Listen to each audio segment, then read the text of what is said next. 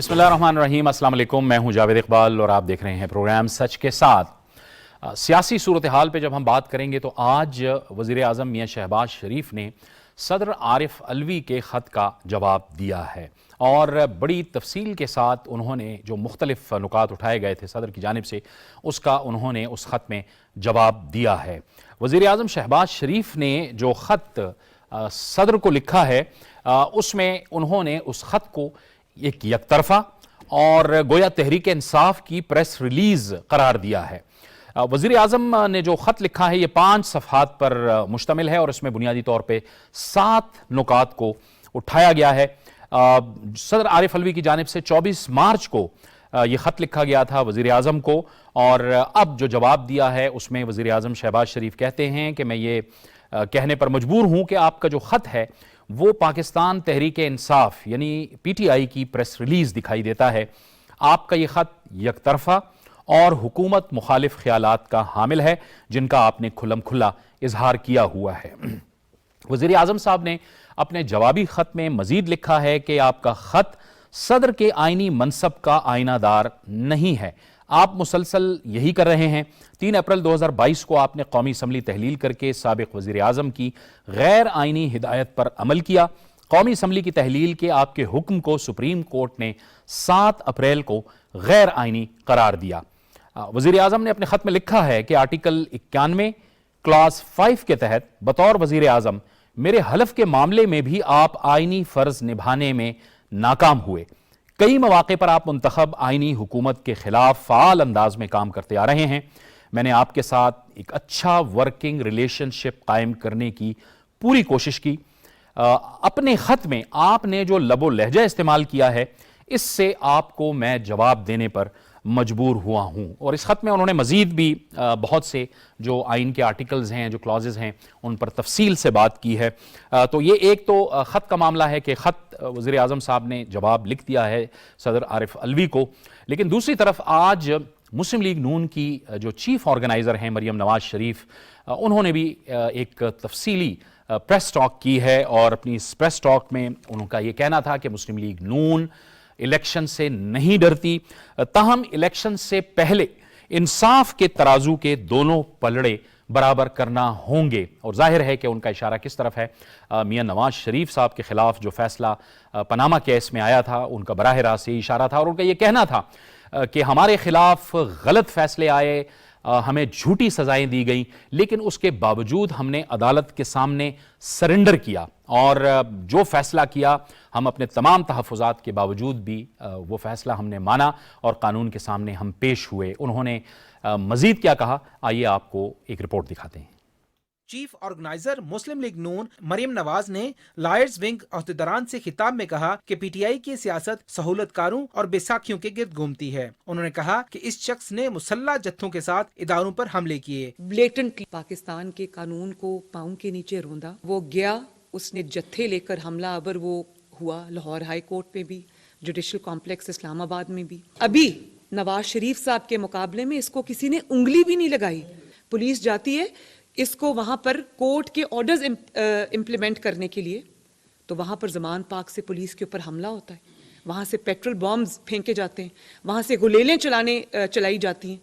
वहां से पुलिस वालों के सर फाड़े जाते हैं। मरियम नवाज ने कहा कि इमरान खान वो पहला शख्स है जिसने तोशा खाना से तहाइफ चोरी किए, जिसके बाद इसे आइन और कानून के तहत इक्तदार से हटाया गया, जबकि एक मुंतखब वजीर आजम को अपने बेटे से तनख्वाह न लेने का जवाब बनाकर इक्तदार से अलग कर दिया गया। ये पहली बार हमने सुना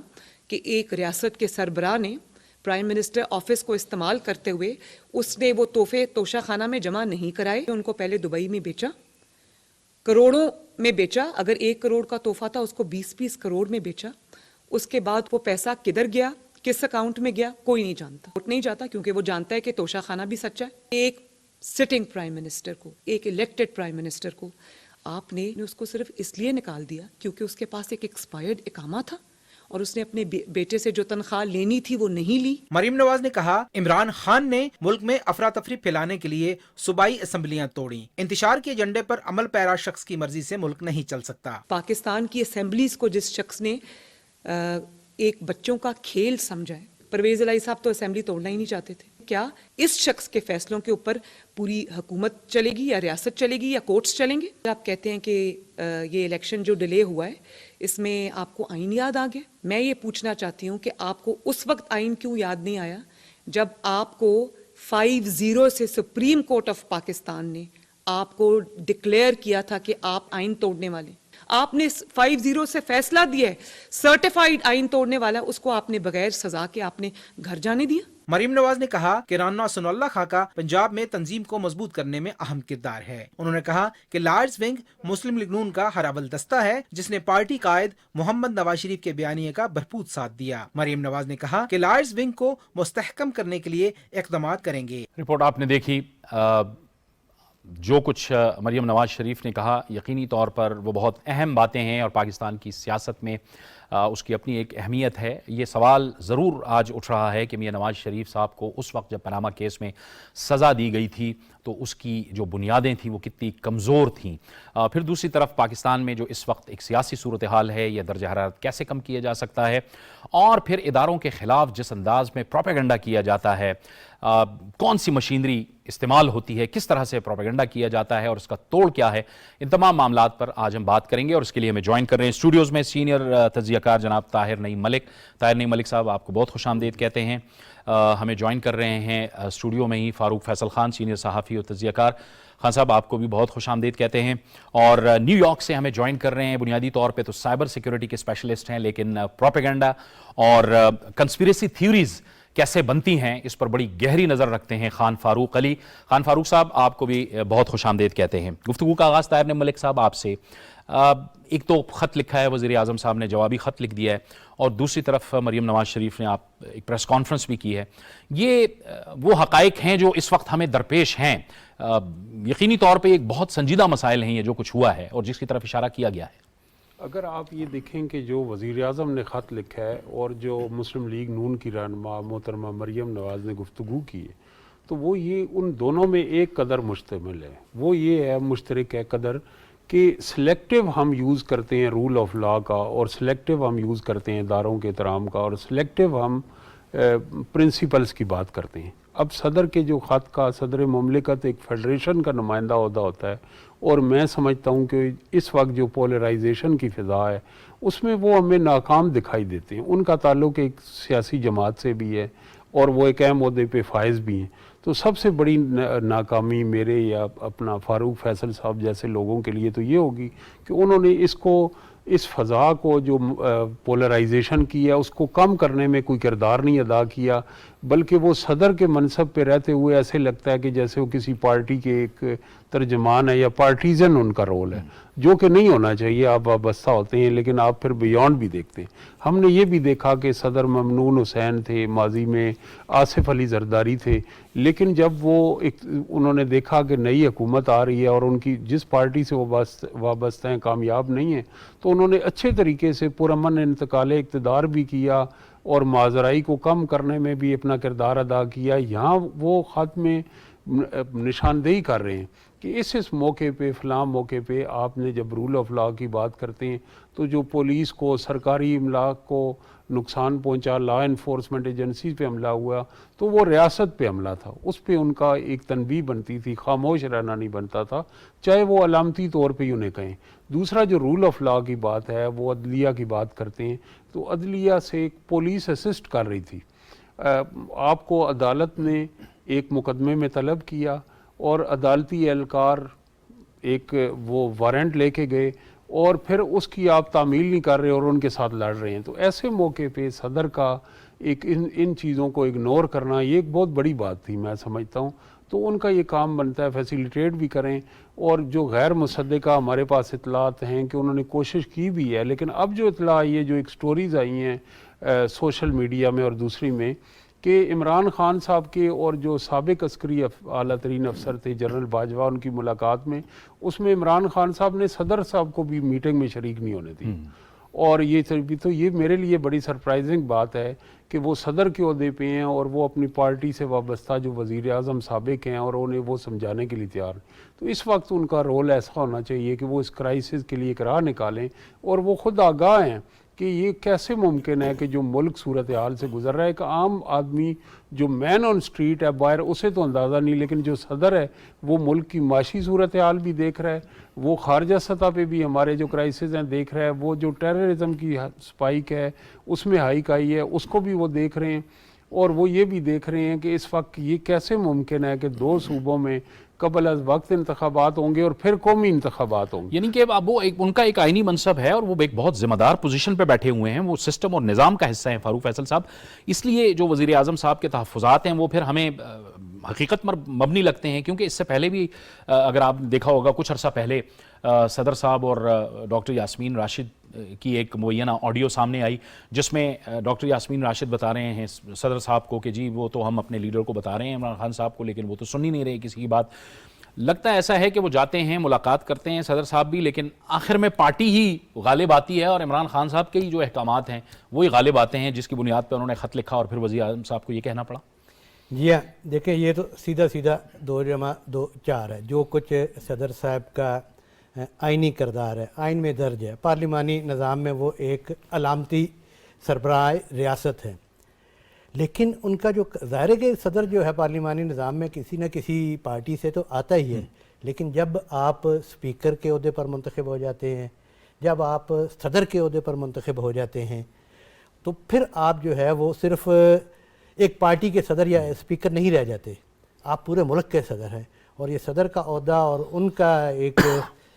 ایسی مطلب اس وقت جو محاذرائی چل رہی ہے، ہم سمجھتے ہیں کہ ان کا عہدہ اور ان کا دفتر جو ہے یہ محاذرائی ختم کرنے میں معاون ثابت ہو سکتا تھا، کیونکہ صدر مملکت کو حکومتی احکامات کے حوالے سے بھی وزیر اعظم بھی ان سے مل رہے ہیں، لیکن انہوں نے قدم قدم پر یہ ثابت کیا ہے کہ وہ مملکت کے سربراہ نہیں ہیں، وہ جس پارٹی سے منتخب ہو کر آئے ہیں وہ اسی کے ہیڈ ہے اور اسی کی پالیسی کو ٹو کر رہے ہیں۔ جب یہ جو حکومت 7 اپریل کا آپ کہہ رہے ہیں جی وہ جو ہوا ہے، دیکھیں نا اب صدر مملکت خود جو ہے وہ آئین توڑنے کی حرکت میں شامل ہیں۔ پھر جب آرمی چیف کی تقرری کا معاملہ آیا تو کبھی لاہور جا رہے ہیں، پہلے جا کے وہ اپنی پارٹی کے سربراہ سے مل رہے ہیں، انہوں نے کیا کہ یہ اپنے ایک غیر آئینی کام کیا ہے۔ یہ سب غیر آئینی اس طرح کے جو اقدامات ہیں، اور یہ وہ محاذرائی کو ختم نہیں کرنا چاہ رہے، وہ محاذرائی بڑھا رہے ہیں، اور انہیں اس چیز کا بخوبی علم ہے کہ جو کچھ انہوں نے 7 اپریل کی رات کیا تھا وہ چونکہ انہیں اس وقت بحیثیت صدر امیونٹی حاصل ہے تو وہ چیزیں نہیں کھل رہی، لیکن جیسے ہی ان کی سپٹمبر میں مدت ختم ہوگی صدارت کی تو وہ سارے کیسز جو ہیں آئین توڑنے کے ان کے سامنے آئیں گے۔ آپ بات کر رہے تھے کہ جی دوسری پارٹیوں کے بھی ظاہر ہے کہ ہوتا رہے، دیکھیں جب اب صدر آصف علی زرداری ہوں، ممنون حسین ہوں، اس سے پہلے رفیق تارڑ ہوں، جتنے بھی ہیں انہوں نے بے شک وہ ایک پارٹی کی طرف سے آئے تھے، لیکن جب وہ صدر بن گئے ہیں تو انہوں نے مملکت کا سربراہ بننے کو ترجیح دی، اور اس میں ہمیں آصف علی زرداری کو سب سے زیادہ جو ہے کریڈٹ جاتا ہے کہ انہوں نے نہ صرف اپنے اختیارات پارلیمنٹ کو دیے اور اس پارٹی کو دیے جو ان کی حریف پارٹی تھی۔ تو صدر مملکت جو ہے بجائے یہ کہ وہ اس عہدے کی توقیر میں اضافہ کریں، لیکن ان کے اقدامات جو ہے وہ ایسی نظر آ رہے ہیں کہ وہ اپنے عہدے کی توقیر میں بھی کوئی اضافہ نہیں کر رہے، بلکہ وہ چیزوں کو محاذرائی کی طرف لے کے جا رہے ہیں، اور ایسا لگ رہا ہے جیسے اب رانا ثناء اللہ نے بھی کل پرسوں بڑی سخت بات کی ہے، اب جیسے جیسے صدر مملکت کے دن رخصتی کے قریب آ رہے ہیں وہ اپنے آئینی کردار سے آگے بڑھ کر کر رہے ہیں، اور حکومت بھی جو ہے وہ آپ دیکھیں گے کہ آنے والے دنوں میں ہم تو ایسے ہی دیکھ رہے ہیں کہ جس طرح انہوں نے دیگر اپنے اوپوننٹس کے، چاہے وہ کوئی ماضی میں عسکری قیادت تھی یا عدلیہ کے حوالے سے، تو حکومت اور حکومتی تعدی تو شاید سپیئر نہیں کریں گے۔ ہاں ایگریسو پالیسی ہو سکتی ہے، ایگریسو پالیسی ہو سکتی ہے۔ ٹھیک ہے خان فاروق صاحب آپ بتائیے گا، یہ ہم دیکھتے ہیں یہ جو گزشتہ دنوں میں جو معاملات ہوئے ہیں، مناظر آپ نے دیکھے ہیں پاکستان کے اندر، عمران خان صاحب عدالتوں کے سامنے پیش نہیں ہوئے، کارکن لے کے جتھا لے کے وہ آئے، دروازے تک آئے، دعویٰ وہ یہ کرتے رہے کہ ہم عدالت میں پیش ہونے کے لیے آئے تھے، لیکن وہ عدالتوں میں پیش نہیں ہوئے، اور بجائے اس کے کہ وہ واپس چلے جاتے پرامن طریقے سے، ان کے کارکنوں نے پولیس پر بھی پتھراؤ کیا، وائلنس بھی کیا، تشدد بھی کیا، پھر ان کے خلاف قانون حرکت میں آتا ہے، پھر یہ سیخ پا ہو جاتے ہیں۔ لیکن سوشل میڈیا پہ اور باہر جو جس طرح سے یہ پروپیگنڈا کر رہے ہیں، کبھی کہتے ہیں کہ انسانی حقوق کی خلاف ورزی ہو رہی ہے، کبھی کہتے ہیں کہ ہمارے ساتھ ظلم ہو رہا ہے، یہ کس طرح آپ کی نظر میں، آپ کے جو ایکسپرٹی ہے وہ کیا کہتی ہے کہ ان کے جو پروپیگنڈا ہے، یہ جو سوشل میڈیا ہے، یہ کس طرح سے آپریٹ کرتا ہے؟ سر اس کی آپریشن کے پیچھے عمران خان کی کانفرنٹریشنل پالیٹکس کے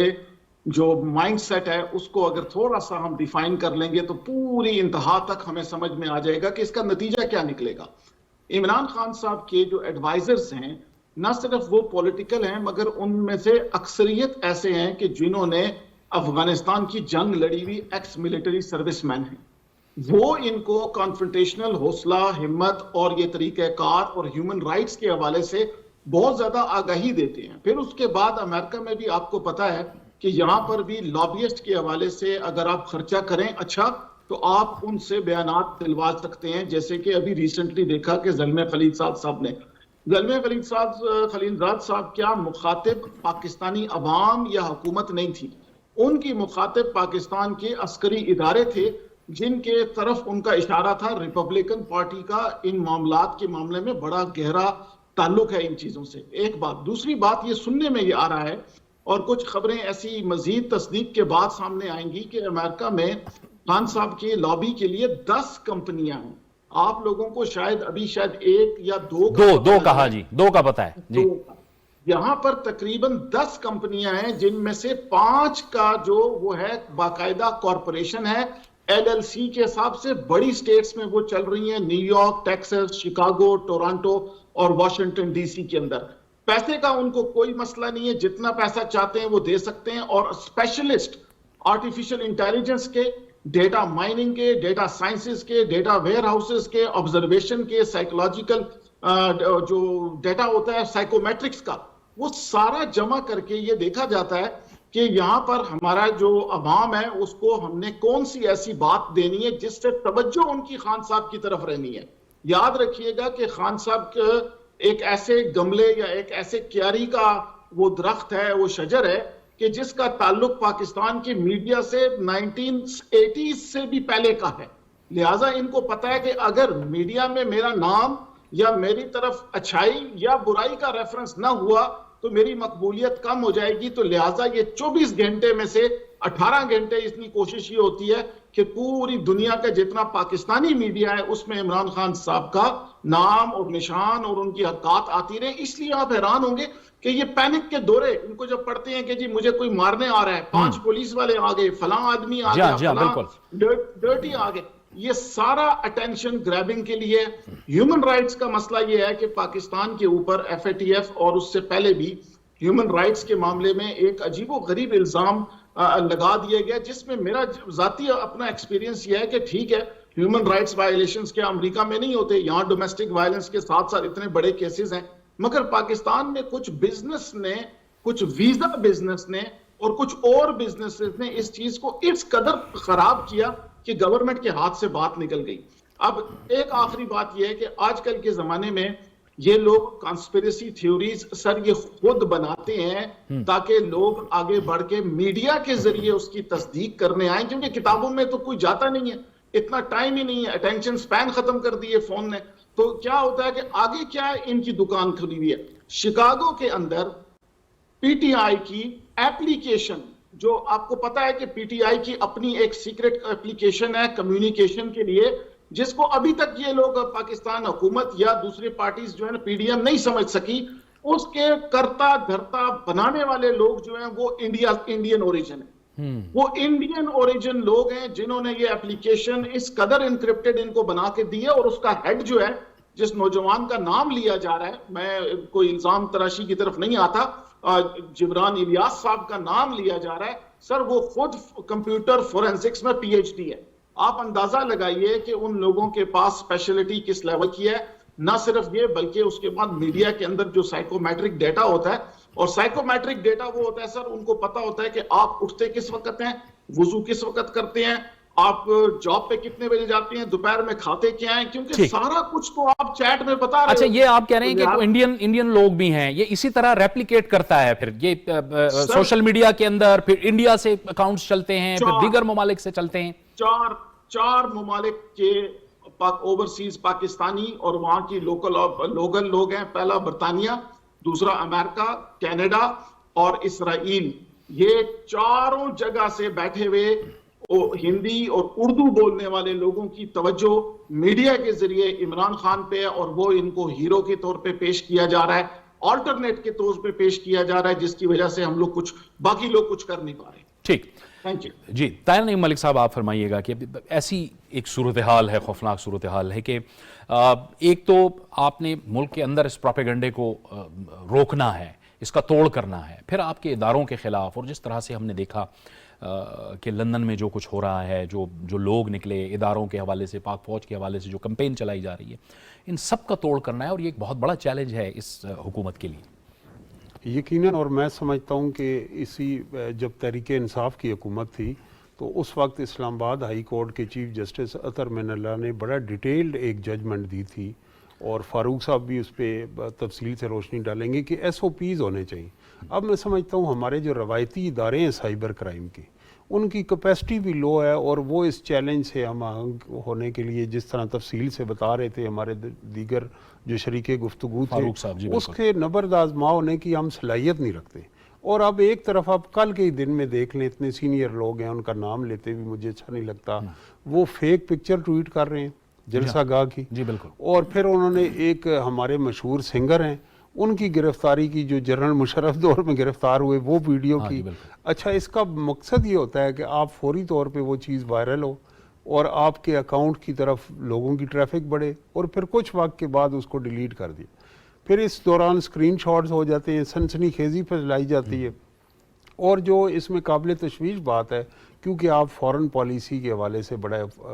پروگرام کرتے ہیں, وسیع تجربہ ہے, جو پاکستان کے نیوکلیئر پروگرام کو بیچ میں لایا گیا. اور مجھے وہ یہ افسوس ہوا کہ اس میں تحریک انصاف کے سربراہ نے الجزیرہ کو جو انٹرویو دیا, اس کے اندر انہوں نے دو باتیں کی. ایک تو ہماری اس وقت اعلیٰ ترین عسکری قیادت پہ الزام عائد کیا بلا وجہ سے, اور دوسرا انہوں نے یہ کہا کہ پاکستان کا جو نیوکلیئر پروگرام ہے وہ بھی ایٹ رسک ہے, اور یہ حکومت جو ہے وہ معاشی مشکلات کا شکار ہے, یہ کر دے گا. میرے خیال سے اس ملک میں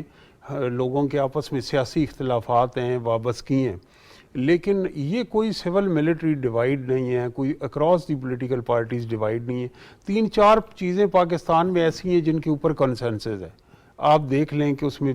سی پیک ہے, پاک چائنا تعلقات ہیں, اس میں نیوکلیئر پروگرام ہے, اس میں پاکستان کا آئین ہے, اس کے اندر فاٹا کے اندر ریفارمز بل تھا. تو جو آلریڈی کسی معاشرے میں اجماع ہو اور قیاس ہو, اس کو یہ اٹیک کیا جاتا ہے 5th جنریشن وار, کہ لوگ تشویش کا شکار ہو جائیں کہ کیا واقعی ایسا تو نہیں ہو رہا, اور پھر اس سے کہیں کی بات کہیں سے جوڑی جاتی ہے. روس میں بھی ایسا ہوا تھا, لائنیں لگی تھی. تو اس کے سلسلے میں ہمیں, اور اس کا پھر اسحاق ڈار صاحب نے سینٹ میں ڈیبیٹ ہوئی جس میں اسحاق ڈار صاحب, رضا ربانی صاحب اور عرفان صدیقی صاحب نے, انہوں نے بڑی اچھے طریقے سے اس کو امپریشن کو ڈسپیل کیا. اور جب ہم ایک ذمہ دار عہدے پہ رہے ہیں, سابق وزیر اعظم ہیں, جب آپ پاکستان کے نیوکلیئر کمانڈ اینڈ کنٹرول کے اوپر کوئی سٹیٹمنٹ دیں گے, یا پاکستان میں آپ کہیں گے کہ مجھے خطرہ ہے اور میری جان کو خطرہ ہے, تو اس سے صرف آپ کا وقتی تو پولیٹیکل مائلیج حاصل ہو جائے گی, لیکن پاکستان کا امیج دنیا میں کیا ٹرانسلیٹ ہو. کیا ہم نے کبھی سنا, فاروق صاحب وسیع تجربہ رکھتے ہیں, کہ پڑوسی ملک میں کسی وزیر اعظم سابق نے اس طرح کا الزام اپنی ریاست پہ لگایا ہو؟ کیا ہم نے ایران کے بارے میں کبھی یہ سنا؟ تو ہم ایک نیوکلیئر رسپانسیبل سٹیٹ ہیں, اور بہت حوالے سے فارن پالیسی کے ایک ذمہ دار سٹیٹ ہیں. ہمیں ایسے غیر ذمہ دارانہ رویے سے, جس سے ریاست کے مفادات کو فائدہ ہو, ملک کے اندر انتشار پیدا ہو. آلریڈی ہم اس وقت جو ریاست کو چیلنج ہیں وہ بہت شدید ہیں.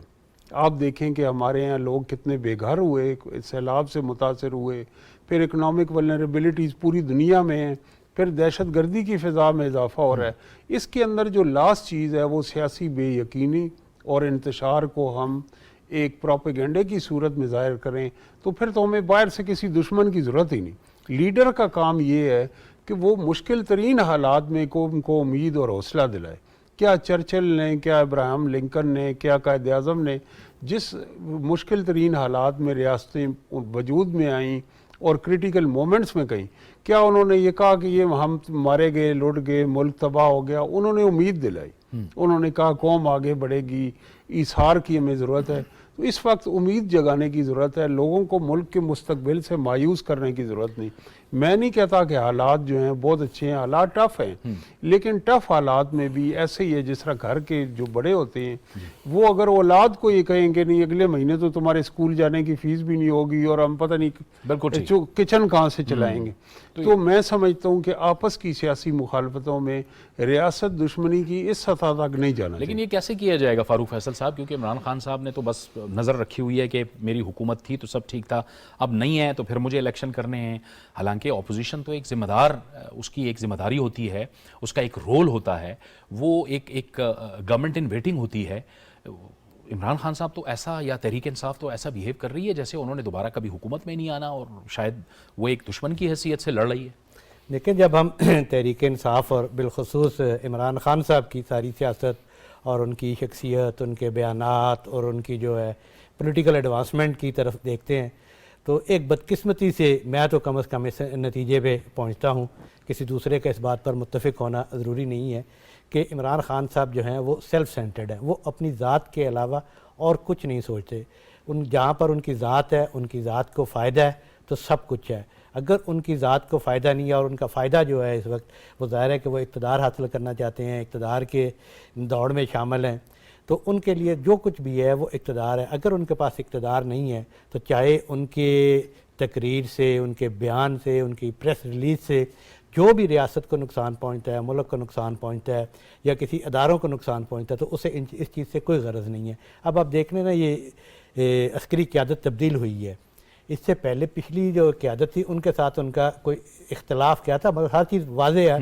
کہ جو ان کے لیے وہ کرتے رہے ہیں وہ سب کہتے تھے ہم تو سیم پیج پہ ہیں، وہ اب خود وہ کہتے رہے آواز نا اٹھاتے ہیں ان کے خلاف۔ وہ کہتے رہے ہیں کہ جی ہم نے بنایا، یہ خود ہی کہتے ہیں کہ جی انہوں نے ہمیں بنایا، تو ان کا ایک جمہوری عمل کے خلاف یہ خود سازش کا حصہ تھے، تو اگر بعد میں وہ ان کے ساتھ نہیں رہے تو ان کا اور ان کا شکوہ بنتا ہے۔ اب جو نئی قیادت آئی ہے اور وہ ساری یہ قباحتیں دیکھنے کے بعد وہ اس نتیجے پہ پہنچی ہے، اللہ کرے کہ وہ اس پہ عمل بھی کریں آگے بھی جا کے، اور ان کی طرف سے اناؤنسمنٹ بھی ہے کہ یہ فیصلہ اس جگہ پر بیٹھ کے کیا گیا ہے، اس قیادت نے بیٹھ کے کی ہے جس نے آئندہ 15-20 سال جو ہے فوج کی قیادت سنبھالنی ہے، اور اس فورم پہ یہ فیصلہ ہوا ہے کہ ہم نے جو ماضی میں تجربات کیے، جو براہ راست ہم حکومت میں آئے،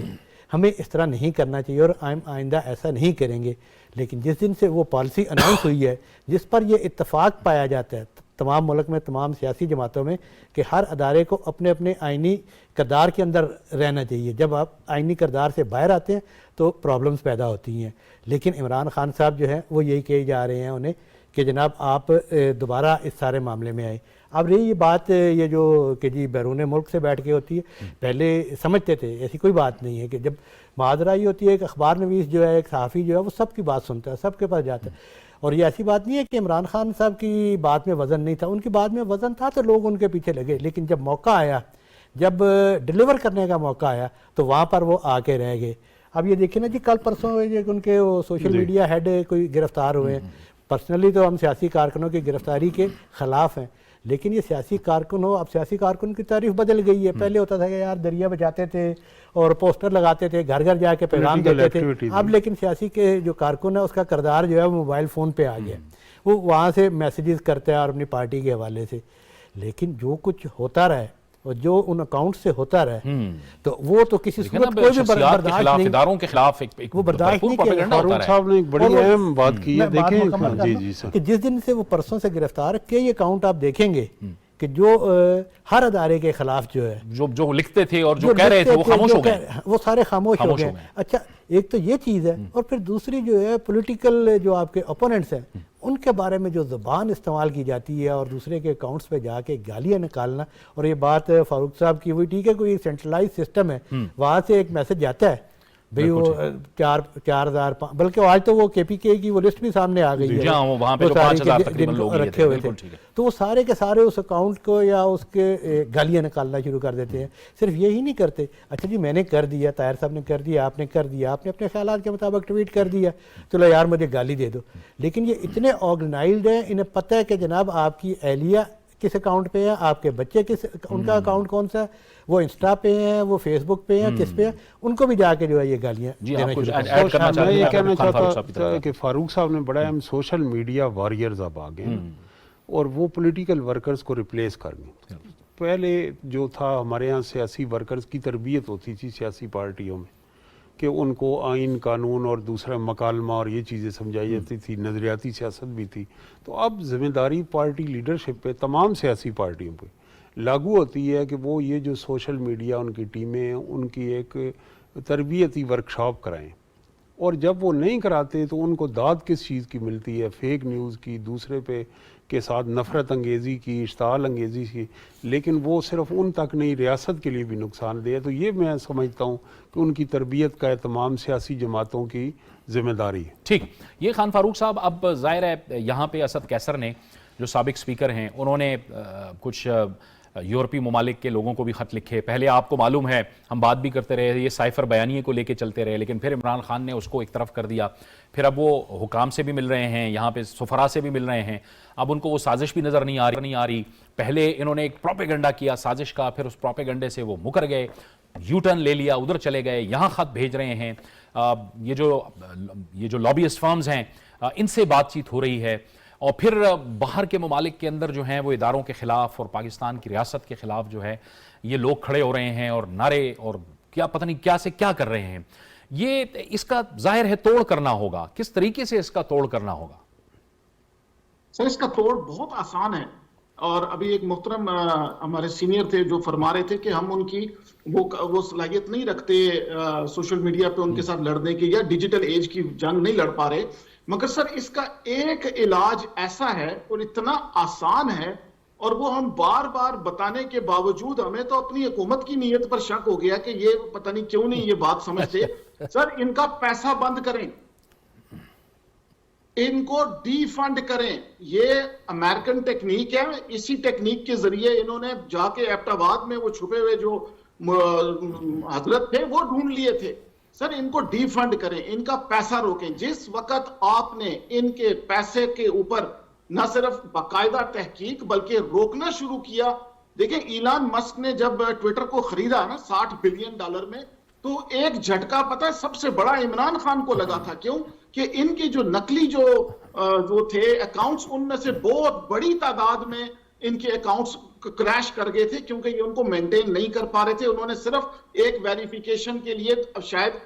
آگے رکھ دیا تھا کہ جو بڑے اکاؤنٹس ہیں ان کی ویریفیکیشن. سر ہمارے پاس بھی طریقہ ہے, ہمارے پاس بہت اعلیٰ درجے کا بینکنگ سسٹم بھی موجود ہے, مگر جو عمران خان صاحب کے ساتھ جو سپورٹ اور ان کے سپانسرز ہیں سر, انہوں نے فیلڈنگ, یہ میں لفظ لگاتا ہوں کرکٹ کا, انہوں نے فیلڈنگ ہمارے اداروں کے اندر اس لیول پر کی ہوئی ہے کہ اگر آپ 7 آدمی پکڑ لیں گے نا, پیچھے پھر بھی 3 آدمی رہ جائیں گے جو ان کی نظریات میں اور ان کو مظلوم سمجھیں گے. لہٰذا آپ کو کرنا یہ ہے کہ آپ کو ان کو ڈی فنڈ کرنا ہے. بار بار ہم کہتے ہیں ان کا پیسہ روکیں. اگر آپ ان کا پیسہ نہیں روکتے, یقین کریں پاکستان میں بڑی اماؤنٹ میں پیسہ ملنے پر کوئی سرکاری اہلکار آگے سے نہ نہیں کرتا, وہ انہی کے حق میں فیصلے دے گا جیسے ابھی ہو رہا ہے. Thank you. اچھا, یہ خان فاروق صاحب یہ آپ نے بات کی, لیکن یہ اب فرمائیے گا کہ یہ جو بیانات آئے ہیں جو لابی کام کر رہی ہے وہاں پہ, یہ ظاہر ہے کہ لابی جو کام کرتی ہے اس میں مختلف جو آفیشلز ہوتے ہیں ان سے پریس کانفرنس کے اندر مختلف لوگ سوالات بھی اٹھاتے ہیں اور پھر سٹیٹمنٹس بھی دیتے ہیں. یہ جو سٹیٹمنٹس آئی ہے, ہم نے دیکھا ہے خلیل زاد کی آئی ہے, اس سے پہلے کانگریس مین کی آئی ہے, یہ آپ اس کی تصدیق کرتے ہیں کہ یہ پرسنل کیپیسٹی میں ہوتی ہے, اس کے پیچھے کوئی حکومتی ظاہر ہے ایک سپورٹ تو نہیں ہے نا؟ نہیں سر, یہ بالکل آپ نے صحیح کہا. اس کی میں ایک بات آپ کو ذرا بتا دوں کہ امریکنز کی کوئی بات بھی, یعنی امریکن نمائندے ہوں, چاہے وہ افغان النسل ہوں یا چاہے پاکستانی نسل کے بھی ہوں, مگر امریکن نمائندے ہوں, ان کی بات کو مد نظر رکھتے ہوئے سمجھنے کے لیے ان کا بیک گراؤنڈ جاننا بہت ضروری ہے. اگر زمانہ موجود میں ان کی گفتگو کی تفسیر یا ترجمہ کریں گے تو نتیجہ بہت دور جا کے نکلے گا, مگر اگر ان کا بیک گراؤنڈ دیکھ لیا جائے تو آپ کو وہاں سمجھ میں آئے گا. میں حیران کن بات بتاؤں کہ, اور اس میں کوئی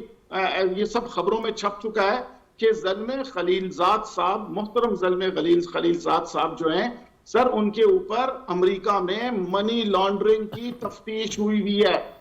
اب آپ خود ڈاٹ کنیکٹ کریں کہ منی لانڈرنگ کا نیٹ ورک اور عمران خان کا وہ نیٹ ورک جو ابراج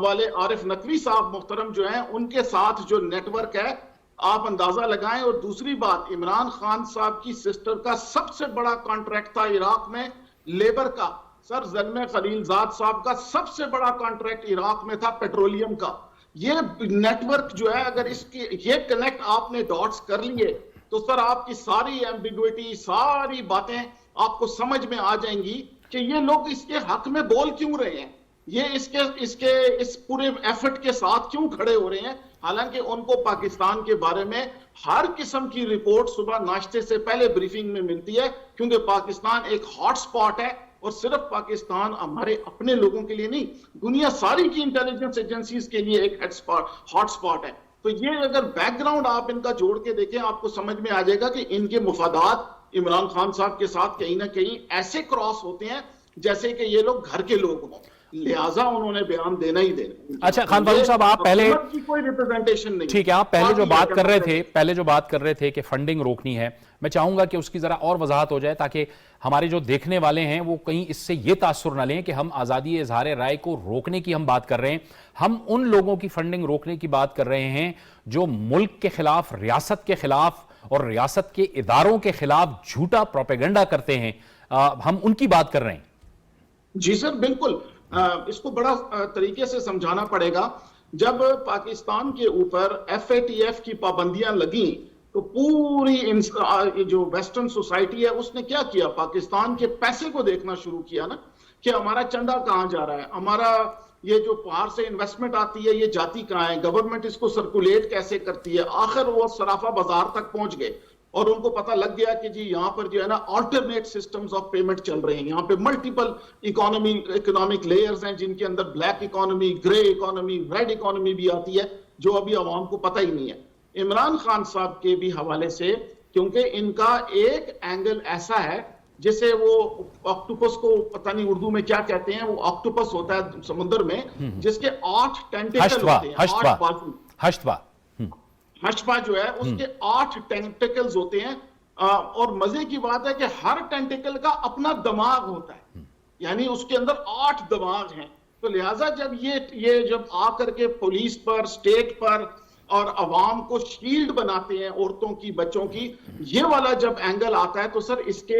کا سایہ اور اس کے کام کرنے کا طریقہ بالکل اسی طرح ہے جس طرح 1970s میں سعودی عرب کے اندر ایک جو حیمان العتیبی نوجوان نے مہدیت کا دعویٰ کیا تھا, یاد ہے آپ کو, اس کا وہ جو تھے نا اس کے ساتھ کام کرنے والے, سر ان کے بہت بڑے لوگ اس عمران خان صاحب کے ساتھ ہیں. وہ اس زمانے کے تھنک ٹینک دوبارہ سے ایک اس کو میسیانک موومنٹ کے طور پر جب لا رہے ہیں تو ابھی آپ لوگوں کو آئیڈیا ہی نہیں ہے, آپ لوگوں کو بتانے سے بھی ہمیں فائدہ نہیں ہوتا کہ یہ پاکستان کو لے کر کدھر جا رہے ہیں. سر ابھی یہ بڑی گمبھیر سچویشن ہے, ٹھیک درست کہہ رہے ہیں. اکنامیکل چہرہ اس کا اگر ڈار صاحب نہیں بتاتے تو آپ یہاں کے اخبارات میں دیکھ لیں, فائنینشیل ٹائمز میں, کہ انہوں نے اس کے ساتھ کیا. یہ بہت